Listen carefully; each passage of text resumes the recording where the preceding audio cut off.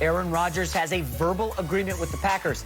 Green Bay will trade the reigning MVP in 2022 if he still wants out. It remains to be seen if that will actually happen, with previous reports indicating the Packers agreed to trade Rodgers before, only to not follow through. For now, the 37-year-old QB will focus on trying to bring the Lombardi back to Green Bay. All right, LeVar, will the Packers caving to Rodgers help him duplicate his MVP season? He's going to duplicate or possibly do better than what he did because Aaron Rodgers knows and understands his value when he's playing at a high level. He's not going to let any of this be a distraction to how he plays. It never has really been a distraction to how he plays. So will it help him to duplicate or be an MVP candidate this year? He didn't need this to begin with. Is there more incentive? There certainly is more incentive. In success comes power, and power comes influence, and he has the ability to grasp that and hold that right now. They are caving in. They are making concessions. There's so many different takes on Aaron Rodgers and how this plays out negatively against him. But in reality, in the real world, Aaron Rodgers is really winning, and he's winning big. You know, it's interesting when they use the quote, if he should decide he wants to be traded, if he still wants to be traded. The translation of that is, we don't want to trade him. And you may want to trade him for one reason or another, but as a total whole, you don't want to trade him. Otherwise, he would have been gone by now. Let's be clear here. When you don't want somebody, you can get rid of them. That's what I've always found to be very true, especially in our game of football. They don't want you, you are gone. You can believe that. The fact that this drama continues to build and continues to be a storyline, all it is doing is feeding the beast that Aaron Rodgers created in his lab. It's going to get bigger, and it's going to get bigger. You have the spotlight on him because, oh, does he want to get traded? Does he want to stay? What is the concerns about what happens if he does stay? What's the concerns of the front office? Does somebody have to get fired? All of these questions, all they're doing is what guys like Russell Wilson want and other guys out there that haven't maybe gotten the respect or the notoriety that they're looking for. Aaron Rodgers has turned himself into a main storyline. The way you get MVP votes, you play well while people are paying attention. So this story, this drama that's playing out only serves as a narrative, as a platform to be able to drive the agenda of what Aaron Rodgers has, which is to have in my opinion, to have a super solid year, such a solid year where when he says to the front office, these are the things I need to remain a Green Bay Packer, they will have already been in position where they have to do it, and then you have to announce it, and then that's what it's going to be. I do not believe they are brave or bold enough to actually execute getting rid of Aaron Rodgers on their terms. It will not happen. So to me, I don't think that Aaron Rodgers is playing tight at all. He has a fully loaded deck to play as loose and as Aaron Rodgers-like as he'd like. So sure, it's going to be a duplicate year or a better year than even what it was last season. Yeah, I think, look, he was motivated anyway. He wants to win another Super Bowl. You know, I'm sure he wants to win another MVP if he can. And we saw last year, he used his anger about the Jordan Love draft to go out there and play tremendously. So if he wants to be traded, let's say right now, in his mind, his intention is, this is it, the last dance, like the photo of Jordan and Pippen that he put up on his Instagram. I want to be out of here after this season. Then I do think that's just extra motivation to go out and play well. I don't think there would be a letdown. Because Aaron Rodgers knows if I want to go out here and move on to another team, I need to look good. I'm 38, will be 38 years old in shortly, in December, I believe. I need to look good to have other teams want me. I get it. Even if he looks bad or doesn't have his typical Aaron Rodgers year, teams will still want him. But Aaron Rodgers isn't looking to just move on for 1 year. If he moves on, he's going to want a long-term contract at an advanced age.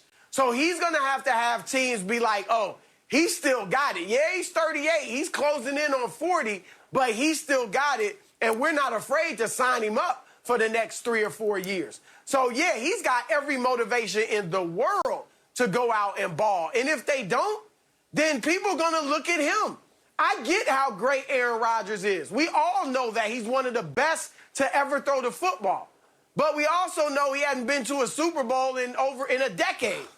We also know that he's 1-4 in NFC title games. And we also know that his numbers, his performance in those NFC title games is almost the complete opposite of what he does in the regular season. Oof. Like, he never throws interceptions in the regular season. He throws a lot of them in the title games. So Aaron's got the receivers. He's got the offensive line. He's got the running backs. He's got a good defense. He's got a good coach. The late field goal call against Tampa Bay notwithstanding. He's got everything to make another strong run at the Super Bowl. And if they don't, if they're somehow 11-6, 10-7, and get beat in the first round of the playoffs, then people aren't just going to look at the Packers. They're going to look at Aaron Rodgers. Oh, boy. All right. Listen, I'm not going to sit here and let you slander Aaron Rodgers. He's not the reason they lost the NFC title game to the Seattle Seahawks, okay? Because he didn't botch recovering the onside kick, okay? That was the defense and the special teams ruined that game. He didn't go to Atlanta and give up like 75 points to the Falcons offense a few years ago. And I don't think you can blame Aaron Rodgers for last year's game against the Bucs. But all that being said, there will be regression coming to the Packers. 13-3 the last 2 years. Look at the schedule, folks.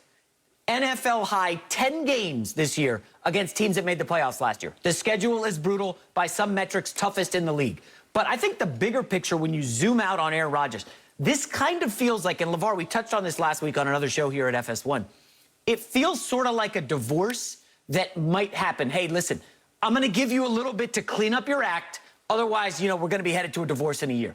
Are you going to change? Are you going to change your ways? Because remember, the things that got you here aren't going to get you where you're going, okay? In life, that totally rings true. And with the Packers, what got them here is, 25 straight years of Brett Favre and Aaron Rodgers. And saying no to free agency and just building through the draft, they have to change their ways. They're operating an old school mentality, and that's just not going to work. This idea that, hey, we could just move on from Aaron Rodgers and we can bring in Jordan Love. Like, you guys are going to have a rude awakening in Green Bay if that's the mentality. They have to change. Because, again, Brett Favre and Aaron Rodgers, 25 years, 2 Super Bowls. That's it. I don't think you can blame Favre and you can't blame Rodgers. But you can blame the Packers. They're the one constant. They've been operating the same way for over 2 decades, and they've got to change and adapt and get with the times. I'm just telling you guys, as a Jets fan, I know what it's like to not have a franchise quarterback. Go ask the Miami Dolphins, too, what it's like when you lose Dan Marino. How many playoff wins do they have in the last 2 decades? This idea that you could just move on from Aaron Rodgers and, we'll just bring in the next guy. It's going to work. It's worked for 25 years. No. That's just not reality. And, LeVar, the Packers need to capitulate. Yes, I said capitulate. Hello, Aaron. What can I get you? Would you like a receiver? Would you like an offensive lineman? How can we help you? We want you to end your career here with the Packers. That's what needs to happen. And listen, we've seen that play out. I mean, we've seen it play out by them moving up in the draft and using a pick that could have clearly made their team a better team on what seemed to be the heir apparent to Aaron Rodgers. Now, what happens from there, you ultimately get an idea of where Aaron Rodgers is coming from, because in those comments that you made, personnel-wise, they actually could use another receiver. Personnel-wise, Bakhtiari isn't healthy. We don't know how well he's going to play. It could be his best offensive lineman. They are a little thin on their offensive front, actually. And so, to me, if you're coming at Aaron Rodgers in a way right now where you're saying, listen, if you still want to go, at the end of this season, we will make it so that we can trade you. Now, verbal agreement, that's fine, whatever. I don't trust it. Like we said, it's been out there before. But the thing that I find to be most peculiar that we're going to have to pay very close attention to is, how does Jordan Love play during the course of this preseason? How is he going to handle himself? And will we hear any responses from Aaron Rodgers? We got the strategic addressing of the union when he first came in. But will he continue to have responses to everything that comes out that's being reported about him? Those two things will be very important for the simple fact that Aaron Rodgers will either show us that he really wants to be in Green Bay